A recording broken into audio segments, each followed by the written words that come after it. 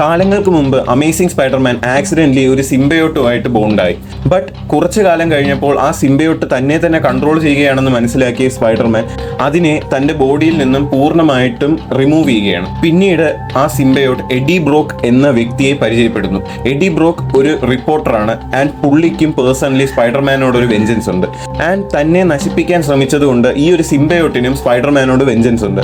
അങ്ങനെ ഇവർ രണ്ടുപേരും ഒരു മ്യൂച്വൽ അണ്ടർസ്റ്റാൻഡിംഗിലെത്തുകയും അങ്ങനെ എഡി ബ്രൂക്ക് ആ ഒരു സിംബയോട്ടിന്റെ ഹോസ്റ്റ് ആകാം എന്ന് തീരുമാനിക്കുകയും രണ്ടുപേരും ഫിസിക്കലി മേർജ് ആവുകയും അതോടൊപ്പം അവരുടെ സ്പൈഡർമാനോടുള്ള വെഞ്ചൻസും മേർജ് ആവുകയാണ്. പിന്നീട് ആ സിംഗുലാർ എൻറ്റിറ്റി വെനം എന്നറിയപ്പെടുകയും ചെയ്തു. കഥ തുടങ്ങുമ്പോൾ തന്നെ ഒരു ഏൻഷ്യൻ കാലഘട്ടത്തിലെ ഒരു പുരാതനമായ ഒരു കൊട്ടാരത്തിലെ ഒരു വലിയൊരു കവാടം ഒരു സിംബയോട്ട്, വലിയ ഭീമാകാരനായ ഒരു സിംബയോട്ട് ഇടിച്ചു പൊളിക്കാൻ ശ്രമിക്കുകയും അവിടുത്തെ പടയാളികൾ അതിനെ തടയാൻ ശ്രമിക്കുന്നതുമാണ് കാണുന്നത്. ബട്ട് ആ പടയാളികൾക്ക് അതിനെ തടുത്തു നിർത്താൻ അധിക നേരം സാധിച്ചില്ല. ആ ഒരു സിംബയോട്ട് കംപ്ലീറ്റ്ലി ആ ഒരു കവാടം പൊളിച്ച് മുൻപോട്ട് വരികയും ആ ഭീമാകാരനായ സിംബയോട്ട് ഒരു ഏൻഷ്യൻ ഭാഷയിൽ എന്തോ സംസാരിക്കുകയും ചെയ്തു. ഉടൻ തന്നെ എഡി ബ്രൂക്ക് ആ ഒരു ദുസ്വപ്നത്തിൽ നിന്നും ഉണരുകയാണ്.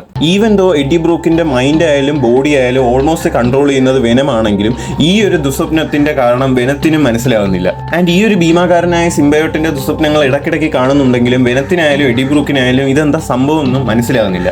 അങ്ങനെ ഉറക്കം നഷ്ടപ്പെട്ട Eddie Brook sleeping pills consume ചെയ്യാൻ പോകുന്നു. ആൻഡ് വെനം പറയുന്നു വേണ്ട, അത് ചെയ്യരുത്, അതിനുശേഷം നടക്കാൻ പോകുന്നതിനെ നമുക്ക് കൺട്രോൾ ചെയ്യാൻ പറ്റി എന്ന് വരില്ല. ബട്ട് അത് കേൾക്കാതെ Eddie Brook sleeping pills consume ചെയ്യുകയാണ്. പിന്നീട് കുറച്ച് കഴിഞ്ഞതും എഡി ബ്രൂക്കിന് തന്നെ തൻ്റെ കൺട്രോൾ നഷ്ടപ്പെടുകയും ഓട്ടോമാറ്റിക്കലി വെനം പുറത്ത് വരികയും ചെയ്യുന്നു. ആൻഡ് ബിൽഡിങ്ങിന് പുറത്ത് വന്ന വെനം വെബ് ഷൂട്ട് ചെയ്തുകൊണ്ട് ഏതോ പർട്ടിക്കുലർ പ്ലേസിലോട്ട് പോവുകയാണ്. കുറച്ച് കാലങ്ങളായി അവർ ജാക്കോ ലാന്റേണിന്റെ മൂവ്മെന്റ്സ് വാച്ച് ചെയ്തുകൊണ്ടിരിക്കുകയാണ്. അതേസമയം വില്ലൻസ് ആയ ജാക്കോ ലാന്റേൺ ആൻഡ് ഓസ്ബോൺ രണ്ടുപേരും പുതിയ ഒരു ക്രൈമിന്റെ ഡിസ്കഷനിലാണ്. ജാക്കോ ലാന്റേൺ ഒരു ഇൻഡിവിജ്വൽ അല്ല, പല കോമിക്സുകളിൽ പല വില്ലൻസിനെ ഈ ഒരു പേരിൽ ഇൻട്രൊഡ്യൂസ് ചെയ്തിട്ടുണ്ട്.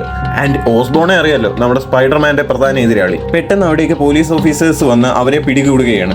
റിപ്പോർട്ടറായ എഡി ബ്രൂക്ക് പോലീസ് കസ്റ്റഡിയിൽ കൊണ്ടുപോകുന്ന ഇവരുടെ ചിത്രങ്ങൾ എടുക്കുകയും ആ ടൈമിൽ ജാക്കോ ലാന്റേൺ പോലീസുകാരുടെ നിന്നും തോക്ക് തട്ടിപ്പറിച്ച് അവരെ തന്നെ വെടിവെക്കുകയാണ്. ഇത് കണ്ട് ട്രിഗറായ എഡി ബ്രൂക്ക് വെനമായി ട്രാൻസ്ഫോം ചെയ്യുകയും അവിടേക്ക് ചാടി വീണ് ജാക്കോ ലാന്റേണിനെ എടുത്തിട്ട് അടിച്ച് നൂത്തു. എന്നെ കൊല്ലല്ലേ എന്ന് ജാക്കോ ലാന്റേൺ പറഞ്ഞെങ്കിലും കൺട്രോളിലല്ലാതിരുന്ന വെനം ജാക്കോ ലാന്റേണിന്റെ തല അടിച്ച് പൊട്ടിച്ച് അവനെ അങ്ങ് കൊന്നു. ഈ ഒരു സമയം ഭയപ്പെട്ട പോലീസുകാർ വെനത്തെ വെടിവെക്കുകയും ആ ഒരു ബുള്ളറ്റ് കൊണ്ടതും വെനം മറ്റൊരു ഭയാനകമായ വലിയൊരു സിംബയോട്ടായിട്ട് ട്രാൻസ്ഫോം ആവുകയും എന്തോ ഏൻഷ്യൻ ഭാഷയിൽ സംസാരിക്കുകയും ചെയ്യുന്നു. വെനത്തെ കാട്ടി 5 ഇരട്ടി വലിപ്പവും ഭീമാകാരനുമായിട്ടുള്ള വളരെ സ്കേറി ആൻഡ് പവർഫുൾ ആയിട്ടുള്ള ഒരു സിംബയോട്ടായി അത് മാറി. ആൻഡ് ആ ഒരു മോൺസ്റ്ററസ് ആയിട്ടുള്ള സിംബയോട്ട് ആ പോലീസുകാരെ കൊല്ലാൻ പോകുമ്പോഴേക്കും അവിടെ മറ്റൊരാൾ വരികയും ഒരു പവർഫുൾ ആയിട്ടുള്ള ഒരു ലേസർ ബോംബ് ഇട്ട് ആ ഒരു ഗോഡ് വെനത്തെ അടിച്ചിടുകയും അങ്ങനെ എഡി ബ്രൂക്ക് വീണ്ടും പഴയ നിലയിൽ അവിടെ ബോധം കെട്ട് വീഴുകയാണ്. വലിയൊരു എക്സ്പ്ലോഷൻ നടന്ന ആ ഒരു ടൈം കൊണ്ട് പോലീസുകാരുടെ കൺവെട്ടിച്ച് ആ ഒരു മനുഷ്യൻ എഡി ബ്രൂക്കിനെയും കൊണ്ട് മറ്റേതോ സ്ഥലത്തേക്ക് പോയി. ബോധം വന്നപ്പോൾ ഒരു ലൈറ്ററും കത്തിച്ച് പുള്ളി എഡി ബ്രൂക്കിന്റെ ഫ്രണ്ടിലുണ്ട്. എഡി ബ്രൂക്കിന്റെ കൈയും കാലും കെട്ടിയിട്ടുണ്ട് ആൻഡ് വെനം കൂടെ തന്നെയുണ്ട്. ആ മനുഷ്യൻ പറഞ്ഞു എനിക്ക് നിന്റെ സഹായം വേണം. വളരെ ഫ്രസ്ട്രേറ്റഡ് ആയിട്ടിരിക്കുന്ന എഡി ബ്രൂക്ക് ചോദിച്ചു എന്ത് സഹായം? ആ പുള്ളി പറയുകയാണ് പുള്ളിക്ക് പ്രോജക്ട് റീബർത്ത് 2.0 കുറിച്ച് വിശദമായിട്ടുള്ള വിവരങ്ങൾ അറിയണം. ആൻഡ് ആ സമയത്ത് എഡി വെനത്തിന് നിർദ്ദേശം കൊടുക്കുകയാണ് ഞാൻ ഇവനോട് സംസാരിച്ചുകൊണ്ടിരിക്കുമ്പോൾ പുറകിൽ നിന്ന് ഇവനെ അറ്റാക്ക് ചെയ്യണം. ആൻഡ് വെനം അത് ഓക്കെ പറയുന്നു. എന്നിട്ട് എഡി ബ്രൂക്ക് പറയുകയാണ് പ്രോജക്ട് റീബർത്ത് അതൊരു മിലിറ്ററി പ്രോഗ്രാമാണ്, ക്യാപ്റ്റൻ അമേരിക്കയ്ക്ക് പവേഴ്സ് കൊടുത്ത അതേ പ്രോഗ്രാം. കുറച്ചു കാലം മുമ്പ് തന്റെ ദേഹത്തെ സിംബയോട്ടിനെ ഫ്ലാഷ് തോംസണുമായിട്ട് ബോണ്ട് ചെയ്യാൻ ശ്രമിക്കുകയും അങ്ങനെ ഒരു പുതിയ സൂപ്പർ സോൾജറിനെ ഉണ്ടാക്കാനുള്ള ഒരു പ്രോഗ്രാം ആയിരുന്നു. ബട്ട് അതൊരു സക്സസ് അല്ലായിരുന്നു. അത് വളരെ പഴയ ഒരു പ്രോജക്റ്റ് ആയിരുന്നു. അത് ഡ്രോപ്പ് ആയിട്ട് ഒരുപാട് നാളായി. ഫ്ലാഷ് തോംസൺ സ്പൈഡർമാന്റെ ഒരു ആൾട്ടർ ഈഗോ ആയിട്ടാണ് കൺസിഡർ ചെയ്തിരിക്കുന്നത്, ഒരു ആന്റി സൂപ്പർ സോൾജർ. അപ്പോൾ ആ മനുഷ്യൻ പറഞ്ഞു അത് പഴയ ഒരു പ്രോഗ്രാം അല്ല. എന്നിട്ട് ഒരു ഫോട്ടോഗ്രാഫ് കാണിച്ചിട്ട് പറഞ്ഞു ഇതാ അതിന്റെ ലേറ്റസ്റ്റ് ആയിട്ടുള്ള അപ്ഡേറ്റ് ആണ്. എഡി ബ്രൂക്ക് ഞെട്ടിപ്പോവുകയാണ്. ഈ സമയം വെനം ബാക്കിൽ കൂടെ ആ മനുഷ്യനെ അറ്റാക്ക് ചെയ്യാൻ ശ്രമിച്ചെങ്കിലും ആ മനുഷ്യൻ അത് ഈസി ആയിട്ട് തടുത്തു. അയാൾ പറഞ്ഞു നീ ഒരു കാര്യം മനസ്സിലാക്കിയോ, നിന്റെ ഈ സിംബയോട്ട് വെച്ച് എന്നെ ഒന്നും ചെയ്യാൻ പറ്റില്ല. എന്റെ പേര് റെക്സ് സ്ട്രിക്ലാൻഡ്. ഒരുപാട് കാലത്തിന് മുമ്പ് എന്നെയും എൻ്റെ കൂട്ടുകാരെയും ഇതേപോലെ കുറെ ക്രേസി ഏലിയൻസ് ബൗണ്ട് ചെയ്തിട്ടുണ്ട്.